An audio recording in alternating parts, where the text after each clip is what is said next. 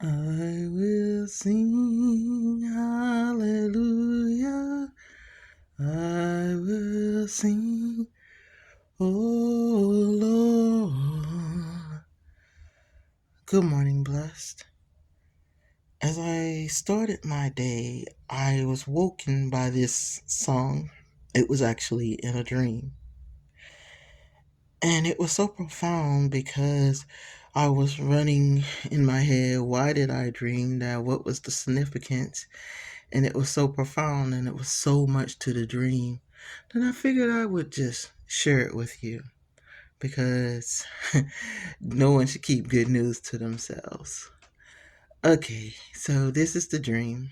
I dreamt that I was in this big hall and it seemed endless. Like you really couldn't see the front, but you could because it was really, really bright. And I kept seeing people walking past me and heading towards the front. But I felt intimidated, so I sat at the first chair I could find, like not way, way to the back, but close enough. And I sat there. The questions that went in my head was, why am I here? And should I be here? And should I go to the front? I don't feel worthy to go to the front. Now stick a pin in that thought because it's gonna become relevant later. One of the people I saw was someone I knew when I used to work on my job. And it wasn't because I don't work there anymore that I say it in past tense, but because during a hurricane in 19, 20,000, I believe 17 or 18, he and his little family went up to Atlanta and he passed away on the trip because he had a severe asthma attack. And he went into a coma for the second time, and because he had just recovered from one not even a year earlier, and this time he didn't wake up. So I was so glad to see him, and I saw him walking towards the front, and I was like, oh man. And I wanted to get up and hug him, and I would have, but I was too busy trying to figure out why was I there, why was I even there. Then I saw another lady walk in. I didn't know her, and so she sat behind me, and I was like, oh, okay, I'll do the lean back, and maybe she knows what's going on. So when I turned around to ask her, she had this scowl on her face. Like she was dressed really beautiful, but she had this frown on her face, like, hmm.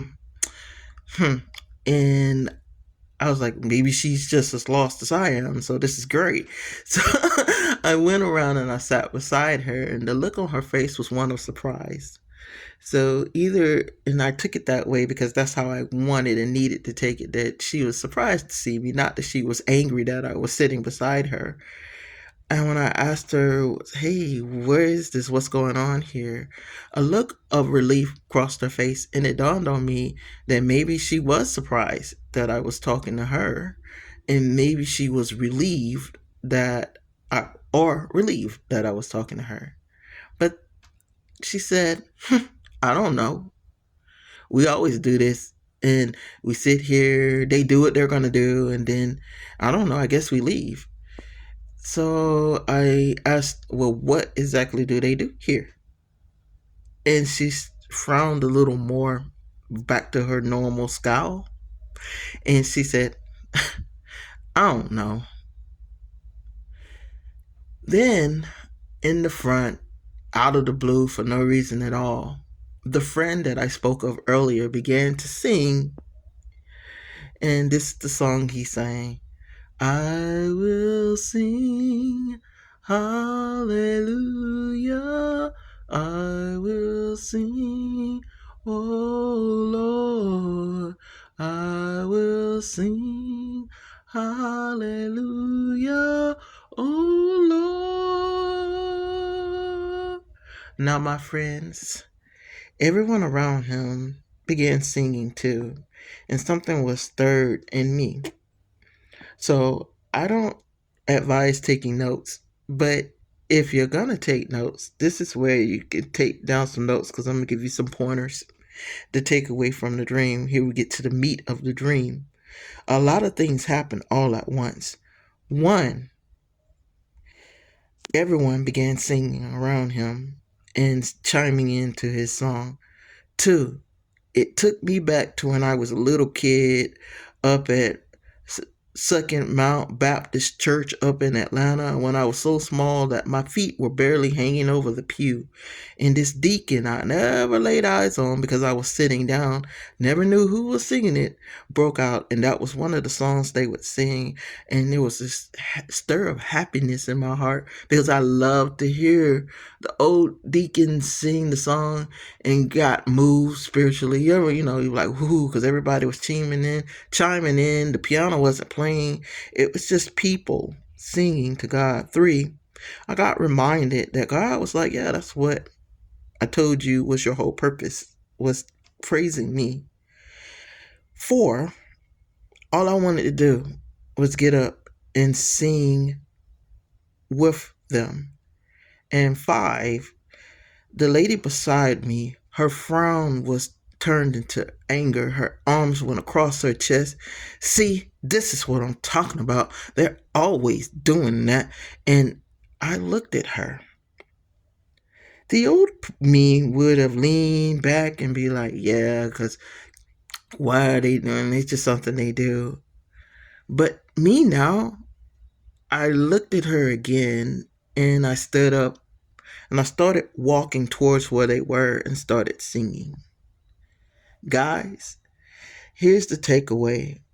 We're all like the prodigal son at sometimes.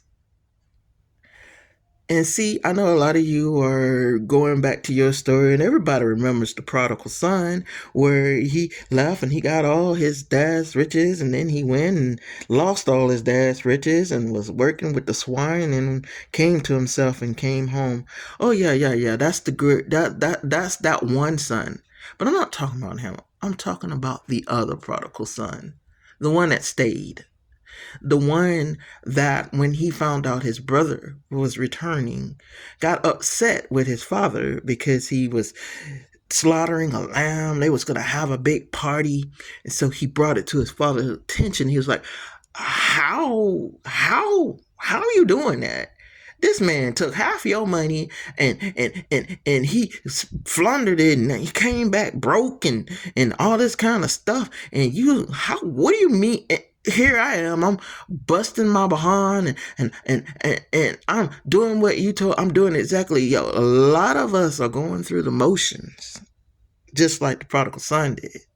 We're doing because that is what was done. And so we could not see the significance of our own brother returning home. And it's not lost on me that I was excited to hear that. You always kind of wonder, well, were they saved? Did they make it? So to see him in that number, God was like, yeah, you're good. You're paying attention. And so here's my takeaway on it as well. See, I spent a lot of time wondering, well, am I right with God? Do I belong here? Remember when I told you to stick a pin in that? Now I know, yes, I belong here. See, our riches are stored in heaven. We could be saved and be convicted of it. We could be convicted. But my friends, my blessed one, it's time to do the take up the cross thing. Our pastor spoke on a lot of things, and he said, this is not a watching sport. This is a participation sport, which means living a life that's Christ-like isn't something you get to say, I'm saved, I've done enough. Because maybe you have. But this is the participation sport. You need to every single day be walking towards that front. I'm excited because I got to sing with my friend, and even though, yeah, it was a dream. I woke up as I started singing. I don't know if that was a sign, but hey, but are you participating? Or are you sitting in the back doing the one thing that's been said over and over again. Judge ye not, lest ye shall be judged. My friend, this is where it comes in the challenge. Where are you in the prodigal son's story? And I'm not talking about the one that went. I'm talking about the one that stayed. I hope this was a blessing for you. But listen, you don't have to take my word for it. I encourage you to go see for yourself. I will sing hallelujah. I will sing, oh Lord. I will sing hallelujah. Oh Lord, you are the source of my supply. Lord, I praise your name on high, and I will sing hallelujah. Oh